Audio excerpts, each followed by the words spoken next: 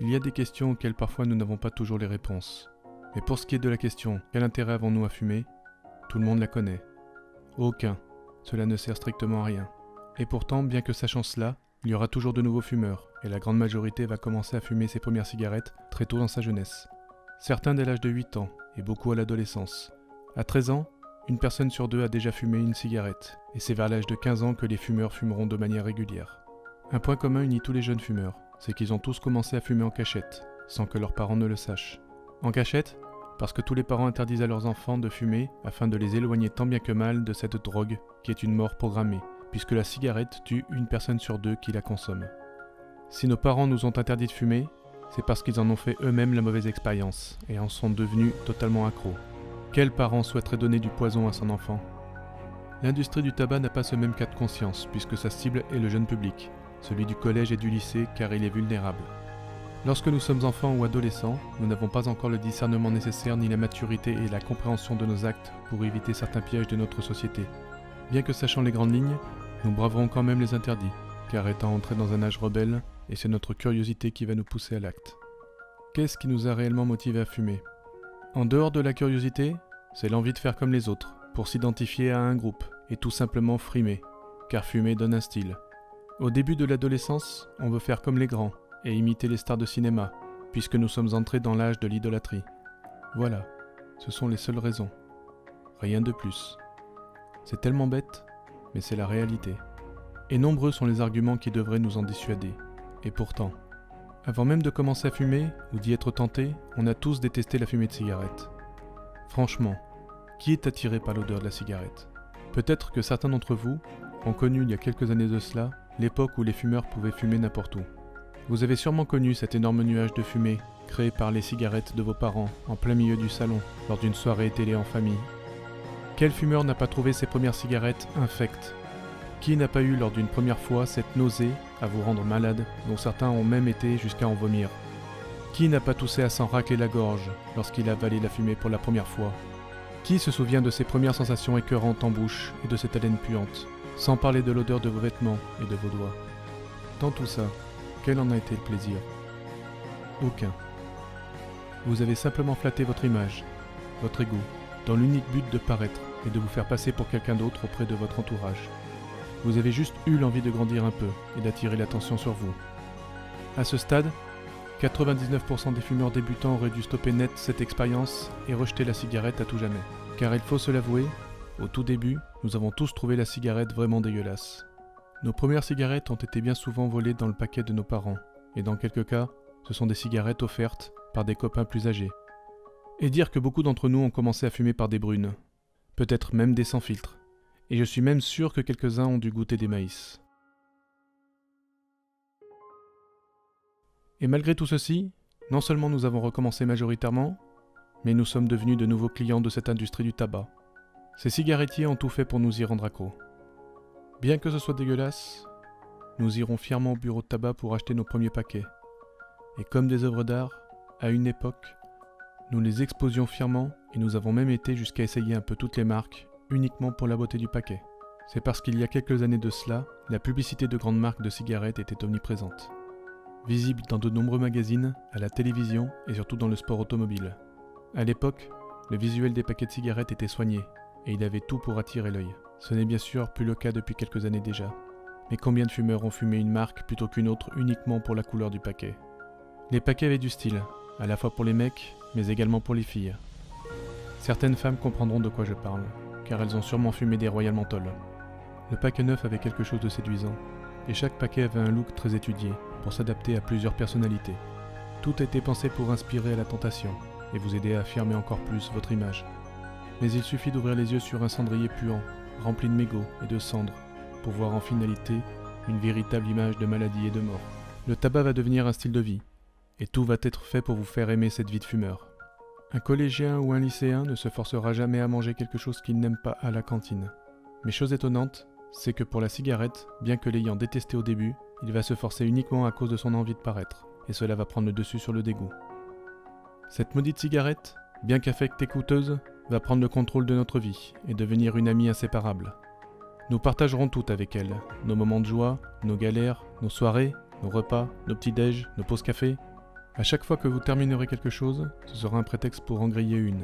Vous ne quitterez la cigarette que pour dormir, mais dès le réveil, vos pensées seront déjà pour elle. Ainsi vous serez fidèles l'un à l'autre comme un vrai couple, et vous l'avez accepté dans votre vie comme une épouse. Une épouse qui vous rendra complètement esclave, et vous serez capable de parcourir des kilomètres en pleine nuit pour vous acheter un paquet, ou vous serez même prêt à fumer les restes de mégots dans un cendrier rien que pour avoir une précieuse bouffée de fumée. Pourtant cet ami va vite vous coûter très cher. Le prix de la cigarette n'a cessé d'augmenter ces dernières années, mais chaque fumeur sait très bien que même si le prix doublerait demain matin, il continuera à fumer. S'il le faut, il réduira son budget loisirs, son budget vêtements ou même sa nourriture, mais il ne réduira pas son budget cigarette. Aujourd'hui, fumer un paquet par jour revient à dépenser chaque année presque 3 mois de salaire au SMIC. Qui ne s'est pas dit « je ferai ceci ou cela avec une telle somme d'argent » car la cigarette, en plus de te voler ton argent, elle va surtout te voler ta santé. Mais il ne faut pas lui en vouloir, car elle n'a rien fait sans ton consentement. Vous vous êtes mariés l'un à l'autre et tu as dit oui. Fumer n'est pas un plaisir, car tout fumeur qui est honnête avec lui-même sait très bien qu'hormis 2 ou 3 cigarettes, il n'appréciera pas la majorité de ses clopes parce qu'il les fumera machinalement. Alors pourquoi la cigarette ? Parce que l'homme. Eh oui, il n'y a que l'homme qui s'autodétruit dans ce monde et qui cherche à nuire à ses semblables pour le profit de l'argent. Derrière chacune des cigarettes que vous fumez, il y a un homme qui vous veut du mal. Il y a d'abord les hommes qui ont créé le système qui autorise la fabrication et la vente de ce poison mortel et ravageur, qui se servira de taxe au passage. L'homme a créé un système qui va accepter votre lente mise à mort et celle de vos semblables. Mais il y a également les hommes qui sont à la tête des grandes compagnies de tabac, pour les vendre et s'enrichir, en faisant tout ce qui est possible pour rendre le fumeur esclave, garantissant ainsi une fructueuse rentabilité pérenne. Ensuite, il y a les ouvriers, qui pour un salaire misérable, fabriquent les cigarettes et se rendent complices du ravage qui sera fait sur la vie des gens, et surtout ces jeunes. Puis il y a également tous les buralistes, qui vont vous les vendre et faire le jeu des multinationales. Mais il y a surtout le dernier maillon de la chaîne. Toi. Car tu es celui qui achète et consomme. Autrement dit, c'est uniquement à cause de toi que la cigarette existe. Car sans toi qui es fumeur, il n'y a plus besoin de buralistes, plus besoin d'ouvriers pour les produire, plus de compagnie, plus de cigarettes, plus de poison dans ta vie. Car tu es le dindon de la farce. Il ne te sert à rien de te plaindre du système ou de l'État, du prix de la cigarette qui augmente ou des lobbies. Il ne sert à rien non plus de chercher à se guérir du tabac par des substituts ou des miracles. Car le fumeur est le consommateur de sa propre bêtise et de sa propre mort consumée. Et si le fumeur se trouve une multitude d'excuses, c'est pour se justifier de fumer et c'est pour ne pas s'avouer qu'il est faible et responsable. Si vous êtes fumeur, vous devriez vous rendre compte de ceci. C'est que vous pouvez vivre plusieurs jours sans manger ou sans boire, mais vous ne pouvez rester que quelques minutes sans l'air que vous respirez. Cet air qui remplit vos poumons est votre première alimentation. C'est le carburant qui vous fait vivre. Si vous le souillez, c'est l'essence même de votre être que vous souillez, et il n'en sera que perturbé. Cela va nuire à votre physique, à votre mental, à votre humeur et à votre bien-être. Ce souffle qui est en vous, c'est le souffle de vie, et c'est ce que vous avez de plus précieux au monde, car lorsqu'il vous quitte, c'est la mort. Mais comment arrêter de fumer ? C'est la question que devrait se poser chaque fumeur accro, et il devrait toujours se dire dans sa tête « je dois arrêter ». Mais si cette question ou cette affirmation ne vous traverse pas l'esprit à chaque fois que vous allumez une cigarette, alors c'est que vous l'aimez au point de ne jamais vouloir divorcer du tabac. Comment arrêter de fumer ? La réponse et le moyen d'y parvenir sont pourtant si simples. Et il n'y en a qu'un. C'est la prise de conscience. Mais beaucoup de gens ne savent pas ce que cela signifie vraiment. Il n'y a qu'une prise de conscience qui apportera aux fumeurs la volonté de stopper net et sans artifice. Vous pouvez savoir par cœur tout ce qui vient d'être dit depuis le début de la vidéo. Vous pouvez l'avoir parfaitement compris, mais vous n'en aurez pas forcément conscience. Une femme enceinte qui n'a pas pris conscience de cela continuera à fumer durant toute sa grossesse, tout en sachant que le tabac empoisonne son futur enfant. Si elle ne prend pas conscience que la vie qui est en elle est plus importante que la cigarette, alors elle continuera de fumer.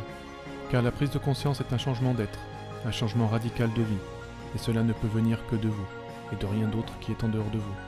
Comprenez que c'est le cavalier qui dirige le cheval, et non l'inverse. Un fumeur est un cavalier qui se fait balader par son cheval, qui est la cigarette. Et c'est cette cigarette qui le commande et le possède complètement. Le jour où le cavalier prend conscience que c'est lui qui détient les rênes, il conduira sa monture et en sera maître. Beaucoup d'entre vous se reconnaîtront dans cette vidéo, et savent déjà tout ceci au fond d'eux-mêmes.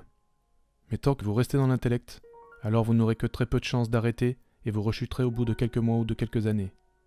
Vous devez prendre pleinement conscience, et cette prise de conscience doit traverser tout votre être. C'est valable pour beaucoup d'autres choses dans la vie.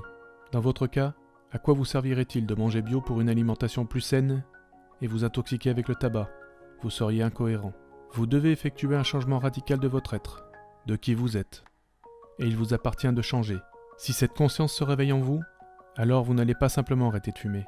Vous deviendrez un non-fumeur, comme n'ayant jamais fumé, et le tabac n'existera plus pour vous.